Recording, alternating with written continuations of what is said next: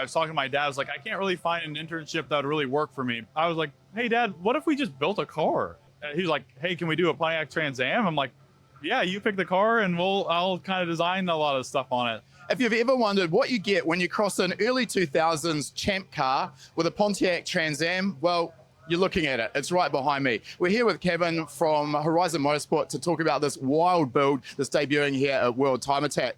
How did this even come to be? In high school, this was actually my internship.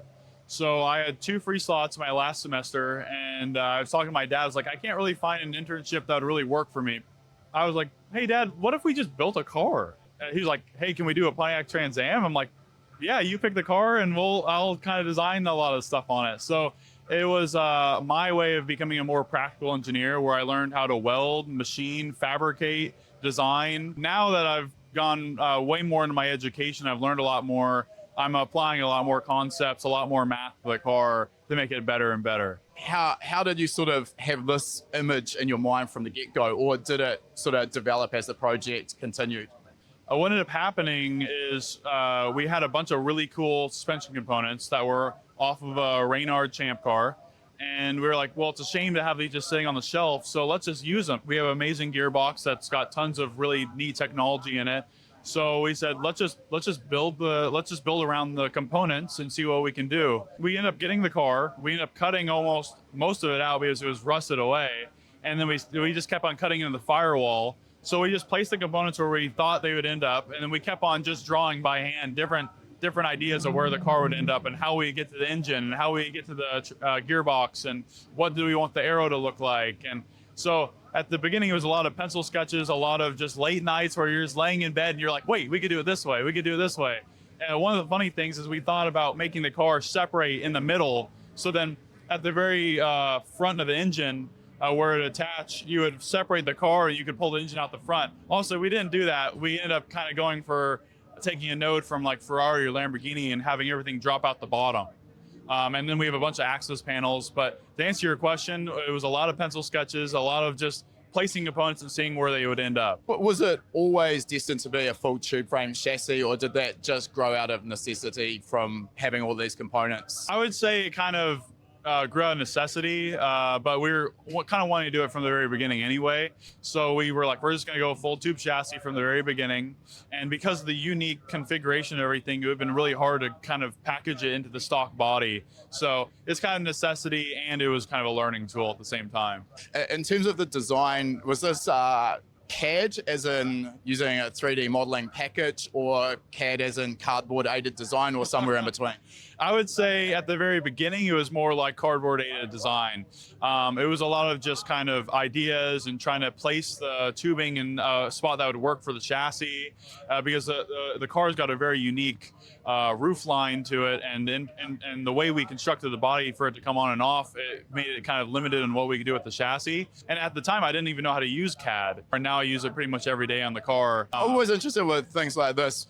Now that you've got that skill set of CAD, do you look at this and go, oh, if only I knew that back then, how I could have done things better or designed things more intelligently, or, you know, don't dwell on the past? I do, yeah, 100%. I look back at it and you always think, I could have done this better, I could have done this better.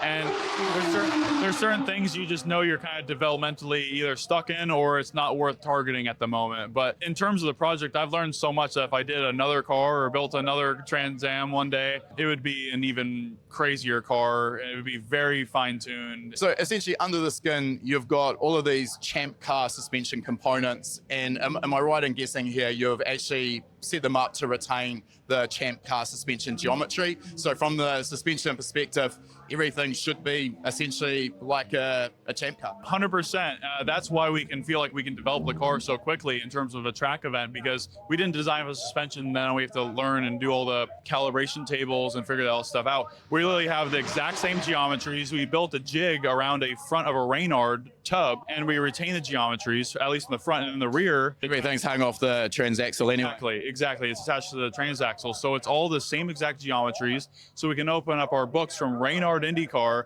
and know exactly where the roll center is going to be placed, what camber adjustment that would end up being, what our toes are going to be. We can figure that stuff out right there. I'm guessing that this comes with a lot of complexities, though, given I'm going to assume this is probably 2 or 3 times the weight of a Champ car. And I'm guessing you also probably don't have anywhere near the downforce of a Champ car. So does that play into the ultimate suspension setup? Yeah, I would definitely say so. We're really targeting a lot of mechanical grip through the platform because of this unique suspension platform. It's a double wishbone suspension with a push rod.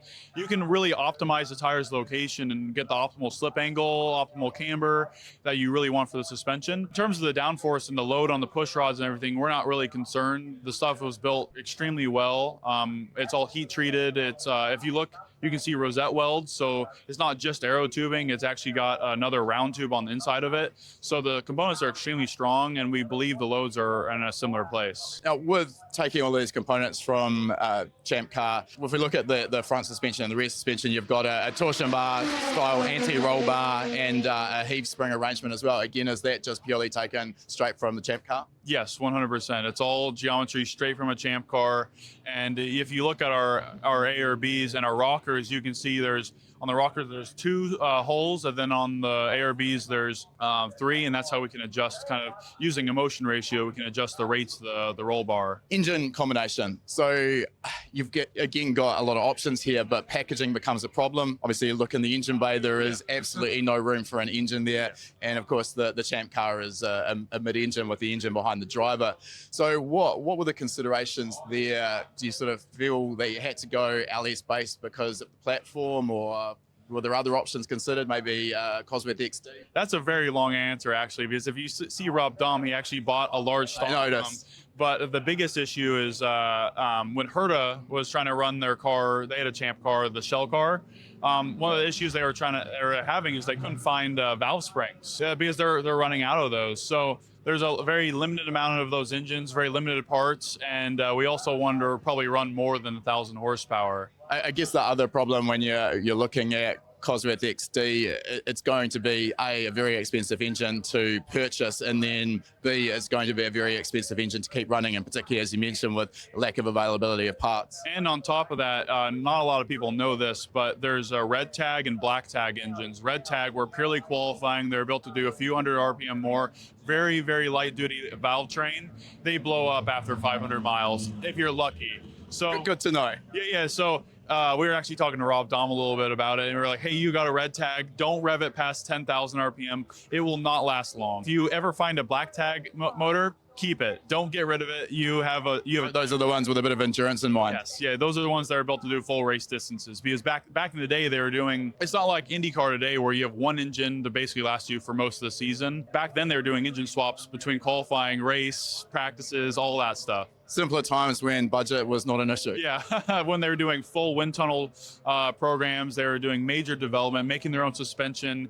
The amount of stories my dad has of the crazy developments that they were making back in the day. Like on the Speedway, one of the things that they looked at was they made the car the minimum track width possible, and they ended up picking up like 2 or 3 miles per hour, which made a complete difference in their straight line speed for qualifying at Indy 500. Yeah, it's just crazy. Back then in the Champ Car eras, they were doing a lot of development. The cars were far more sophisticated than what IndyCar has today. The reason why we chose an LS is because it's a GM product. It would be, people are like, is it a rotary? Is it an RB? Do you have a Honda? We just felt like the car should stay in kind of the GM family for an engine. I'm personally a fan of keeping engine swaps within the family of the manufacturer. Obviously, there are no rules. You do whatever you want. The LS platform is thoroughly developed. You can pretty much do anything you want with them. This is still quite an interesting combination. So you talk through, first of all, what you decided you required and then how you've achieved it.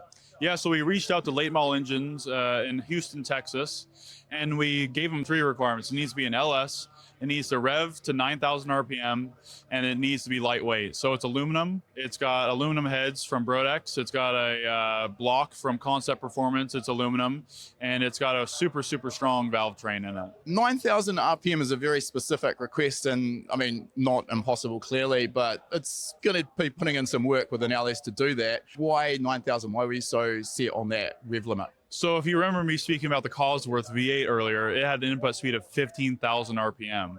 So that creates some problems when you're trying to adapt a Xtrac gearbox that was meant for a very high input speed to an LS that doesn't really want to rev that high. In this case, it wants to rev. It revs like crazy.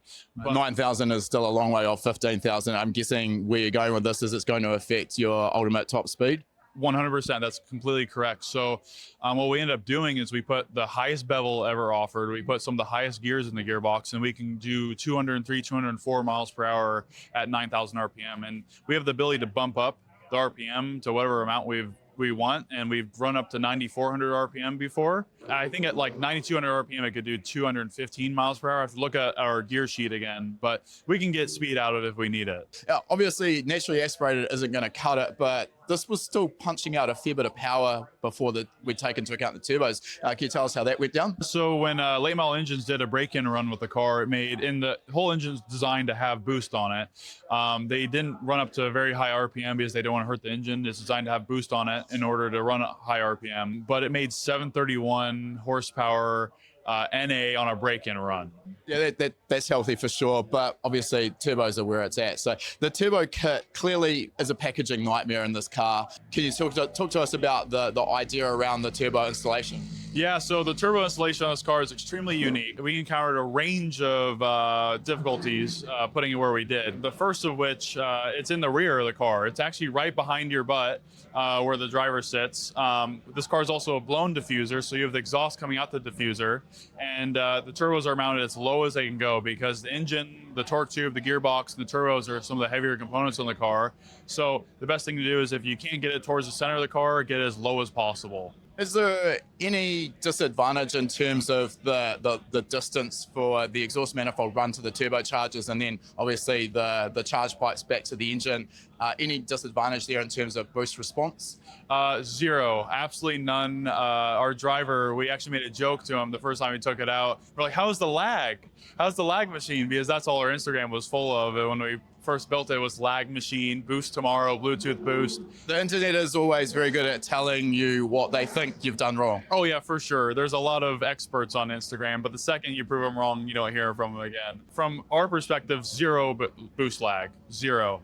A lot of the times boost lag is coming from the sizing of the turbo, and in our case, at the time we're running G35 900 turbos, and we didn't have any problems. And we put on for this event G35 1050s because we were actually seeing too high of turbo compressor speeds. We were running 138,000 RPM, which was just too high, so we got that number bumped down. So get a slightly bigger compressor on there that you can move the same amount of air with less turbo speed. Exactly, that's exactly what we did. One of the unique challenges of this system is that we don't have any intercooler on it. It was going to be my next question, that you're not running on methanol fuel here. I believe you're on a E98?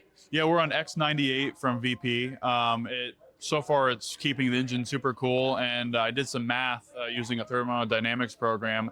As long as we keep the car below 15, 16 PSI, the inlet temperatures will be completely acceptable, anywhere from 80 to 100 degrees Fahrenheit. But the second, it's not a linear relationship at all. There's a lot of different stuff going on behind the scenes, but as soon as you go over about 16.5 PSI, it goes to 200 degrees inlet temperatures, which you can risk pre-detonation. But luckily, there's a lot of stuff within the MoTeC software to prevent, if that does happen, where we have an overboosting situation, it will pull the ignition timing back. And the tune on this car, it doesn't have a very aggressive ignition timing. So a pretty safe calibration essentially to keep the thing held together. Yeah, for sure. With the boost that you're running, so targeting around about 15 PSI from what we've just said, what sort of power are you producing here in Australia when it was on the dyno? Yeah, we were on a hub dyno at CRD. It made 1,450 horsepower at the hubs, probably like 1,600 something at the crank. I'd say that's probably plenty, which begs the question, how much power can you actually put to the track? Is sort of more always going to be better? Yeah, no, definitely not. At that, even at like 1,000 horsepower, we might have some issues putting traction down. It's just such an aggressive engine. It wants to light up. It has plenty of RPMs to climb through. You just really need the aero grip in order to keep the tires squished down. I think you're running the MoTeC GPRP Pro torque-based ECU model, is that correct? Yeah, we're running a MoTeC M150 ECU, and yeah, I believe it's torque-based mapping. I don't know, this is probably not your department, but I think probably one of the advantages with that torque model is that you can ask for less torque in the lower gears, so really dial in the amount of torque being delivered to the tyre to what the tyre can actually handle. So it probably make it a lot more drivable. Talk us through the rest of the electronics package in the car. Is it full MoTeC suite of electronics? Yep, full MoTeC. We're running 2 of their dashes, a C125 and a C1812. We're running 2 shift light modules. We're using that for TC logic, so you can see how much is activating. Because this car is super powerful. It's going to be slipping the tires all the time. It will help the driver kind of dial in. The steering wheel has a bunch of buttons on it, one for pit speed and the alarm acknowledge and going through the pages of the MoTeC system and looking at different lines of information. We also have rotary switches to dial in the TC and then the torque. Moving on to the aero, so obviously you can't come to World Time Attack without a fairly substantial aero package. It's sort of inferred at the start of this, probably still a fair way off what Champ Car were running. I'm just interested, you mentioned the blown diffuser. Could you talk to us a little bit more about what that term means and how that works? The most basic level, a blown diffuser, is when you redirect exhaust to either shield tire wash or re-excite air in the diffuser. You're literally just pumping in air from the exhaust into the diffuser at some point. This was a sort of an aspect of F1 many years ago, and they got to a point where the blown diffuser was so effective, but the problem was that it's only effective when you're on throttle, and that was when they were doing some crazy things with the engine management to essentially keep the throttles open. Sounded absolutely horrible. Is that something you'd also consider here, or have you not got far enough down the development path to sense how effective that blown diffuser is? I definitely think it is helping. I don't know how much it's helping. We've been working with Varus Engineering, and one of the things they need like 19 different things to be collected in order to accurately depict it, and then that would be just on throttle condition. It would make things a little bit difficult to develop.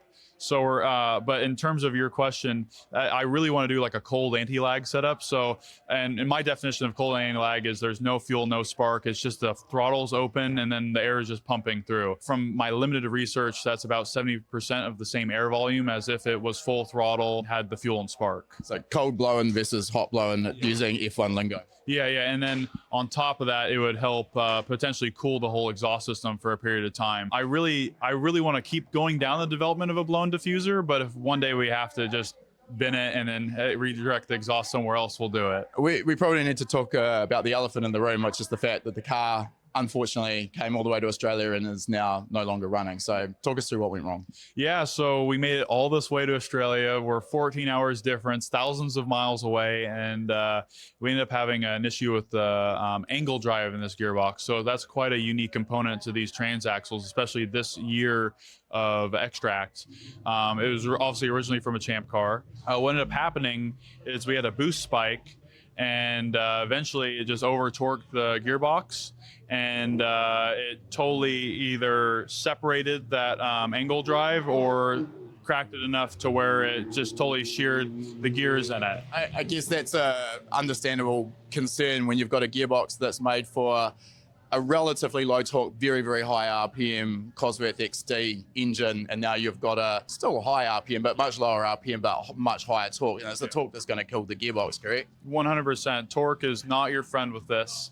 And so far, it was completely surviving the torque that we're putting through it when we were running about 15 PSI of boost. And in terms of the event, we want to run very conservative. We wanted to not go more than probably 1,000 horsepower, just kind of put around the track and just slowly develop the car and get comfortable. And then if it was Saturday night under lights, we would have just turned the boost up and just, if it broke, we would fix it at home. Always nice to at least get through to the last session before you do that, though. Yeah, 100%, 100%. Obviously, World Time Attack hasn't quite gone to plan. What's the plan with the car from here once it gets back stateside? We want to do a shoot, hopefully with Hoonigan, and we're planning to go to Thermo Club. We have a buddy who's got like a property there, and he's like, "Hey, use the shop and everything." So we're gonna go home, get our gearbox, go to Thermo Club, and then use his shop, drop the power unit out of the car, and either put a new gearbox on or fix the one we have, just basically open up and completely see what we have going on, and then continue to test and develop the car. So then when we hopefully come back next year, the car is ready to go. I certainly, for one, can't wait to see how the development goes, and we do hope that you come back next year. Like, it's an absolute work of art. Absolute credit to you and your dad for piecing this thing together. And yeah, thank you for your time. Yeah, thank you.